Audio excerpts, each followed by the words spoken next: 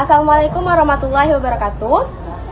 Di video kali ini kami akan melakukan diskusi untuk memenuhi tugas desain pembelajaran di sekolah dasar dengan materi yang pertama yaitu pengertian karakteristik peserta didik, yang kedua ragam atau macam-macam karakteristik peserta didik, dan yang ketiga manfaat mengenal karakteristik peserta didik sebagai pijakan dalam pembelajaran. Sebelumnya perkenalkan, nama saya Firdiatri Agustin dengan NIM A1D1211051. Saya Halimatus Sadia dengan NIM A1D1211050. Dan saya Mayhal Yagrini dengan NIM A1D121049. Saya Nabila Salsabila dengan NIM A1D121048. Dan saya Nur Aisyah dengan NIM A1D121047.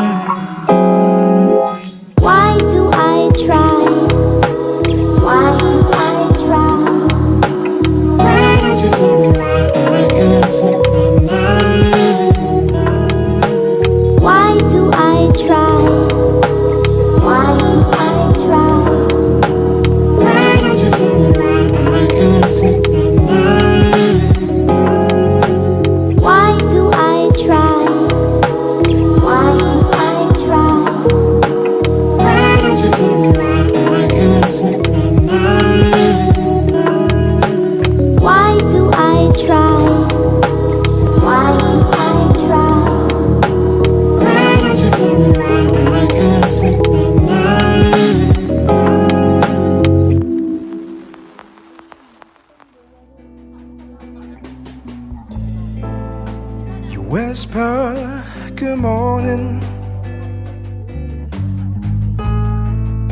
so gently in my ear. I'm coming back to you, baby. I'll soon be there.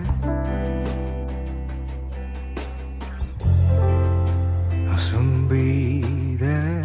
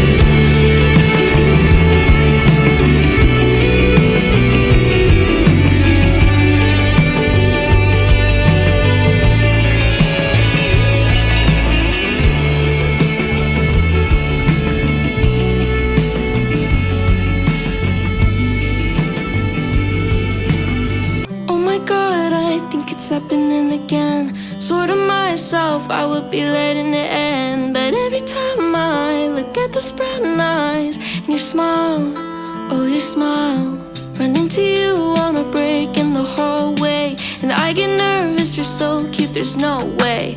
Say that out loud, well what now? Please don't let this be happening again. This already happened once, and it's already...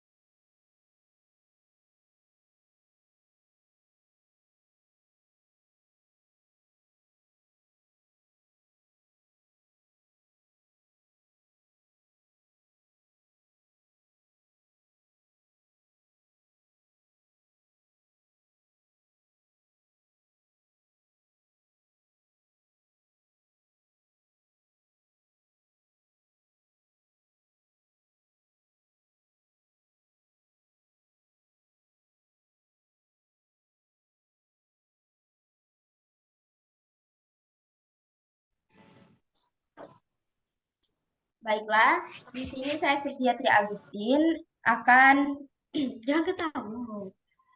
Baiklah, di sini saya Virgia Tri Agustin akan memaparkan materi pertama yaitu mengenai pengertian karakteristik peserta didik. Di sini peserta didik adalah individu-individu yang unik, berbeda saat dari mana sih? Aku dari sini.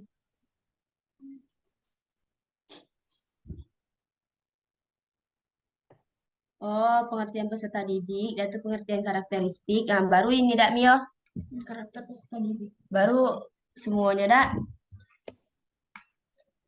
Baiklah, di sini saya Virgia Tri Agustin akan memaparkan materi pertama yaitu mengenai pengertian karakteristik peserta didik. Peserta didik adalah unsur penting dalam kegiatan interaksi edukatif karena sebagai pokok personalan dalam semua aktivitas pembelajaran. Nah, pengertian karakteristik berasal dari kata karakter dengan arti tabiat atau watak, pembawaan atau kebiasaan yang dimiliki oleh individu yang relatif tetap.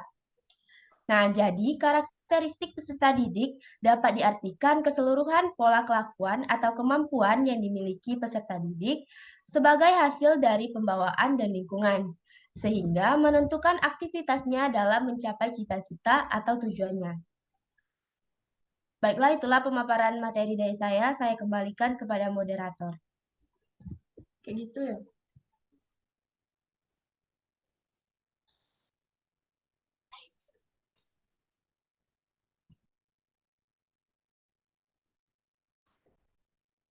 Sudah ya, cuma segitu. Slide kedua, aku masih lagi ya? slide kedua tentang materi luar lagi.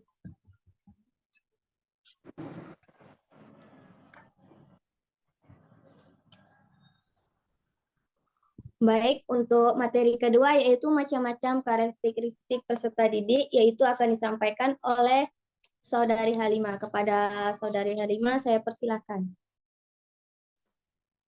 Baiklah, saya akan menjelaskan tentang materi kedua, yaitu macam-macam karakteristik peserta didik. Yang pertama yaitu ada etnis. Seperti yang kita ketahui, di Indonesia ini adalah negara besar dengan populasi etnik yang sangat beragam.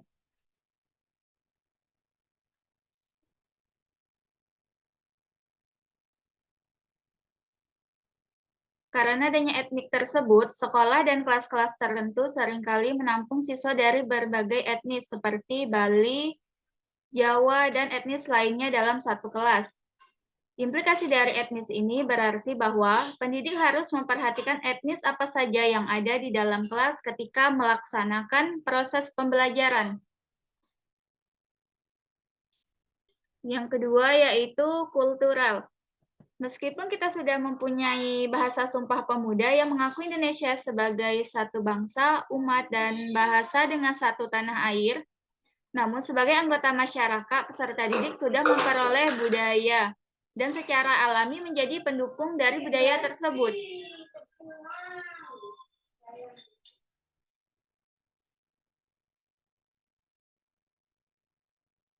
Yang ketiga yaitu status sosial. Manusia diciptakan Tuhan dengan diberi rizki berupa berbagai pekerjaan, kesehatan, kekayaan, jabatan, dan pendapatan. Di kelas, siswa yang orang tuanya pengusaha, PNS, pedagang, petani, bisa juga menjadi buruh dilihat dari sudut pandang pekerjaan orang tuanya. Jika dilihat dari sudut pandang orang tua, ada siswa yang orang tuanya menjadi pejabat seperti presiden, menteri, gubernur, bupati, camat, kepala desa, kepala dinas, atau perusahaan, dan ketua RT. Untuk berinteraksi satu sama lain dan melaksanakan proses pembelajaran, siswa dari berbagai status sosial dan ekonomi dan sosial berkumpul. Proses pembelajaran tersebut tidak boleh terhambat oleh perbedaan dari status sosial tersebut.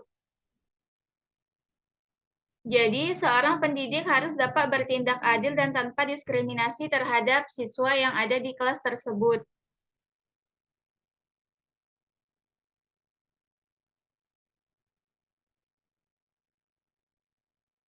Yang keempat yaitu minat. Menurut Harlock, dia menyatakan bahwa minat merupakan suatu sumber motivasi yang mendorong seseorang untuk melakukan kegiatan yang dipilihnya.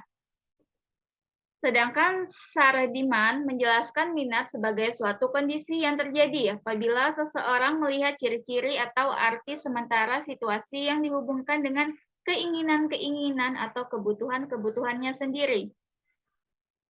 Minat belajar peserta didik memegang peran yang sangat penting sehingga perlu untuk ditumbuh kembangkan sesuai dengan minat yang dimiliki oleh seorang peserta didik. Untuk mengetahui apakah peserta didik memiliki minat belajar yang tinggi atau tidak, sebenarnya dapat dilihat dari indikator minat itu sendiri. Indikator minat meliputi perasaan senang, ketertarikan peserta didik, perhatian dalam belajar, keterlibatan siswa dalam kegiatan pembelajaran, manfaat dan fungsi dari mata pelajaran. Selanjutnya yang kelima yaitu perkembangan kognitif.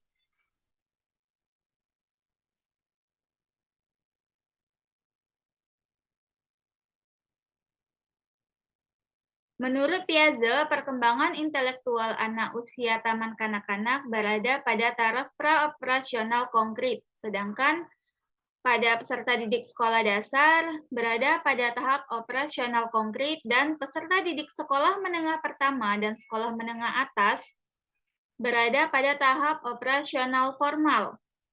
Berdasarkan teori perkembangan dari Piaget tersebut, dapat diketahui 3 dalil pokok Piaget dalam kaitannya dengan tahap perkembangan intelektual.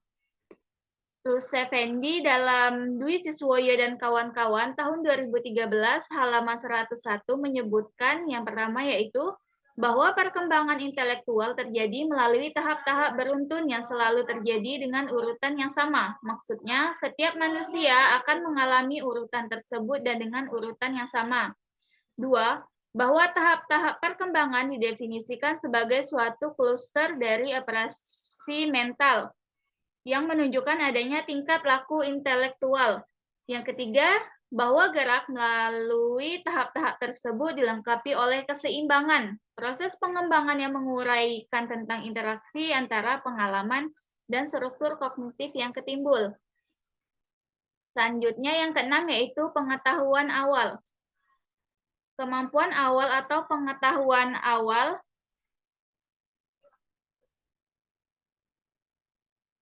menurut Ali tahun 1984 halaman 54 merupakan keadaan pengetahuan dan keterampilan yang harus dimiliki terlebih dahulu oleh peserta didik sebelum mempelajari pengetahuan atau keterampilan baru.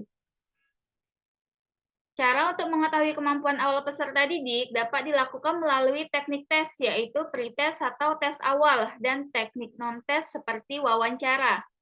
Selain itu, untuk mengetahui kemampuan awal peserta didik dapat juga dilakukan melalui analisis instruksional atau pembelajaran. Dalam melakukan analisis pembelajaran, guru harus menentukan hierarki kemampuan yang akan dicapainya. Kemampuan yang lebih rendah itulah sebagai kemampuan awalnya. Baiklah, selanjutnya saya kembalikan kepada moderator.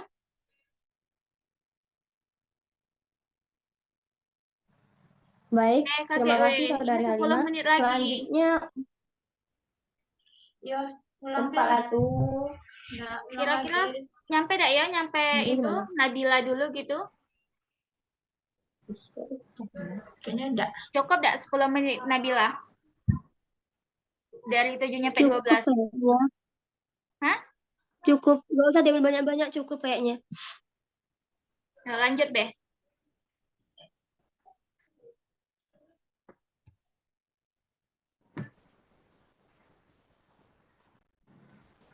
baik, terima kasih Saudari Halimah. Selanjutnya, poin tentang macam-macam karakteristik peserta didik akan dilanjutkan oleh Saudari Nabila. Kepada Saudari Nabila, saya persilakan. Baiklah, terima kasih moderator. Di sini saya akan melanjutkan penjelasan dari Saudari Halimah mengenai macam-macam karakteristik peserta didik. Yang ketujuh adalah gaya belajar. Menurut Mas Ganti, gaya belajar didefinisikan sebagai cara yang cenderung dipilih seseorang untuk menerima informasi dari lingkungan dan memproses informasi tersebut. Gaya belajar peserta didik ini merupakan hal yang penting untuk diperhatikan dalam melakukan proses pembelajaran, karena dapat mempengaruhi proses dan hasil belajar. Gaya belajar dapat dikelompokkan menjadi 3, yaitu visual, auditif, dan kinestik. Yang selanjutnya yaitu motivasi. Motivasi telah banyak didefinisikan oleh para ahli, di antaranya oleh Wlodkowski dalam Suciati tahun 1994 halaman 41, yaitu menyatakan bahwa motivasi merupakan suatu kondisi yang menyebabkan atau menimbulkan perilaku tertentu dan yang memberi arah serta ketahanan atau persistensi pada tingkah laku tersebut. Kemudian macam yang kesembilan yaitu perkembangan emosi. Menurut Sugihartono tahun 2013 halaman 20, emosi didefinisikan sebagai tergugahnya perasaan yang disertai dengan perubahan-perubahan dalam tubuh. Misalnya otot menegang dan jantung berdebar. Dengan emosi, peserta didik dapat merasakan senang atau gembira, aman, semangat. Bahkan sebaliknya, peserta didik dapat merasakan sedih, takut, dan sejenisnya. Emosi sangat berperan dalam membantu mempercepat atau justru memperlambat proses pembelajaran. Emosi juga berperan dalam membantu proses pembelajaran tersebut menyenangkan atau bermakna. Kemudian yang ke-10 adalah perkembangan sosial. Perkembangan sosial peserta didik merupakan kemampuan peserta didik untuk menyesuaikan diri terhadap norma-norma dan tradisi yang berlaku pada kelompok ataupun masyarakat. Kemampuan untuk saling berkomunikasi, kerjasama. Perkembangan sosial peserta didik dapat diketahui atau dilihat dari tingkatan kemampuannya dalam berinteraksi dengan orang lain dan menjadi masyarakat di lingkungannya. Kemudian yang ke-11, perkembangan moral dan spiritual. Sunardi dan Imam Sujadi tahun 2016 halaman 7-8 menyatakan bahwa perkembangan moral anak atau peserta didik dibagi menjadi 3 tahapan, yaitu yang pertama pre-konvensional, yang kedua konvensional, dan yang ketiga post-konvensional. Tahap pre-konvensional ini terdapat pada anak usia 6-10 tahun yang meliputi aspek obedience and punishment orientation.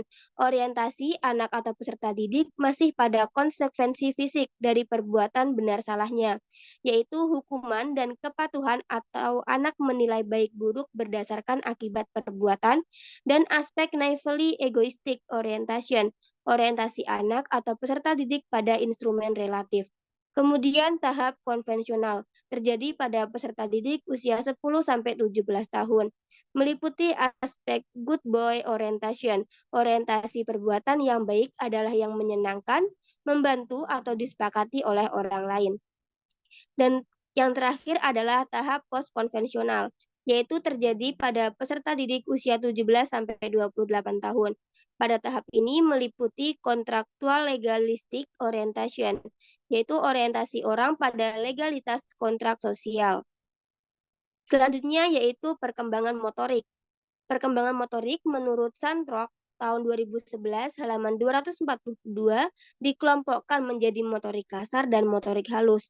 Motorik kasar ini berupa gerakan tubuh yang menggunakan otot-otot besar atau sebagian besar atau seluruh anggota tubuh yang dipengaruhi oleh kematangan anak itu sendiri. Sedangkan motorik halus merupakan gerakan yang menggunakan otot halus atau sebagian anggota tubuh tertentu yang dipengaruhi oleh kemampuan untuk belajar dan berlatih. Kedua jenis keterampilan motorik sebagaimana dijelaskan tersebut penting untuk dikenali dan dipahami oleh guru agar proses pembelajaran yang dilakukan dapat mengembangkan potensi dan memaksimalkan hasil peserta didik. Cukup sekian penjelasan dari saya kembalikan kepada moderator.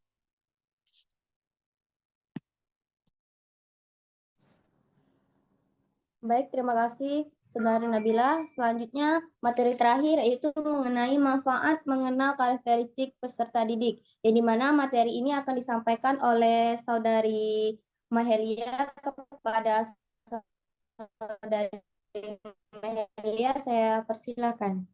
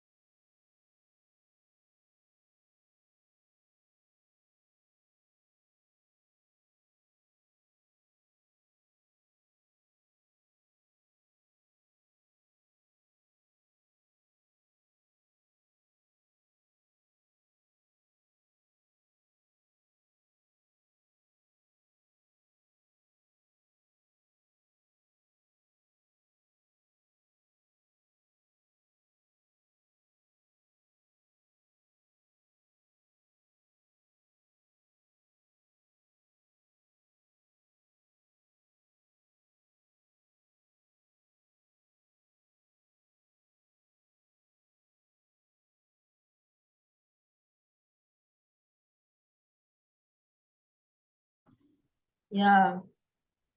Baik, untuk materi terakhir mengenai manfaat mengenal karakteristik peserta didik, yaitu akan disampaikan oleh Saudari Mai. Kepada Saudari Mai, saya persilahkan.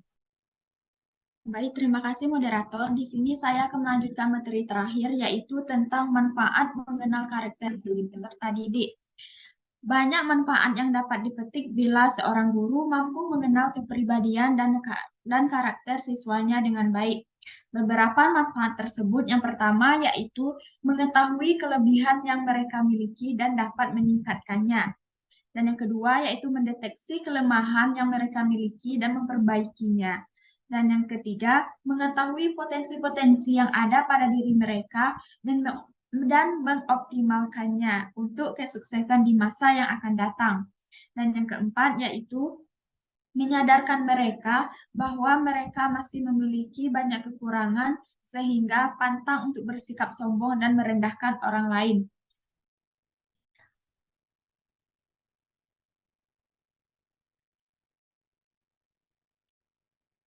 Slide selanjutnya.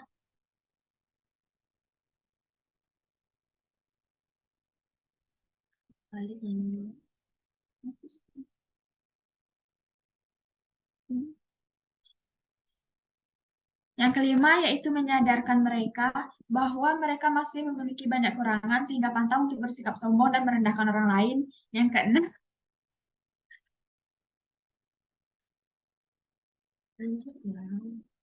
Yang keenam, mengenal diri sendiri dapat membantu anak didik untuk berkompromi dengan diri sendiri dengan orang lain dalam berbagai situasi. Yang terakhir yaitu mengenal kepribadian atau personality dari diri dapat membantu mereka menerima dengan ikhlas segala kelebihan dan kekurangan diri sendiri, sekaligus bertoleransi terhadap kelebihan dan kelemahan orang lain. Nah, itulah pemaparan materi dari saya. Saya kembalikan kepada moderator. Dia tuh kanan. Tadi tuh